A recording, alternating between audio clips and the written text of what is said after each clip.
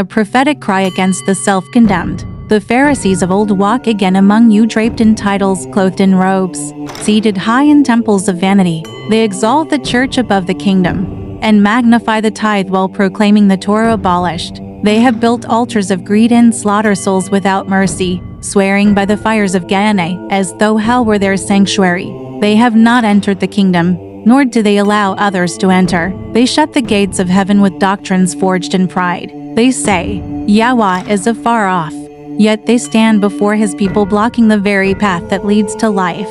They present themselves as shepherds, but they are wolves in priestly garments, full of unrighteousness and deceit. This is the gospel of the self-condemned, those who dwell in darkness and call it light, who preach condemnation and cast others into the same pit. Serpents, brood of adders, how shall you escape the judgment of Gehenna?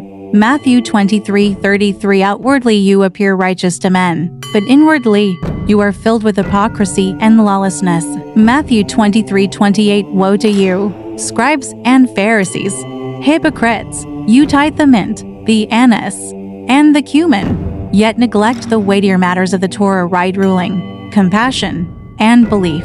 These you should have done without leaving the others undone. Matthew 23:23. Depart from me, for I never knew you. This is not a sentence reserved for the end of days, it is a condition now. To enter his kingdom is not a distant hope, but a living reality within those who know his salvation. Yet the self-condemned have not entered. Their hearts remain chained to judgment and fear. They cling to the law of misery, for misery seeks companions in its despair. They come to steal, kill, and destroy, teaching doctrines born of men and demons. They hunger for your attention, longing for you to share in their rejection. They drain your time and your wealth, setting themselves above you in false authority. And when you refuse to follow, they rise up in accusation, for accusation is the tongue of their father, the adversary. This is the kingdom of deception, the realm of lawlessness, but the law of the kingdom of our Creator speaks another word.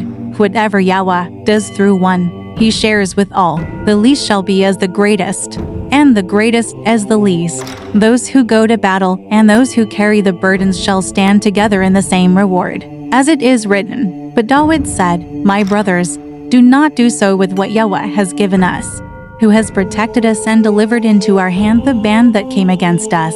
For as his portion is who goes down to the battle, so is his portion who remains with the baggage. They share alike. From that day forward, it became a law and a right ruling for Israel to this day. 1 Samuel 32:3-5.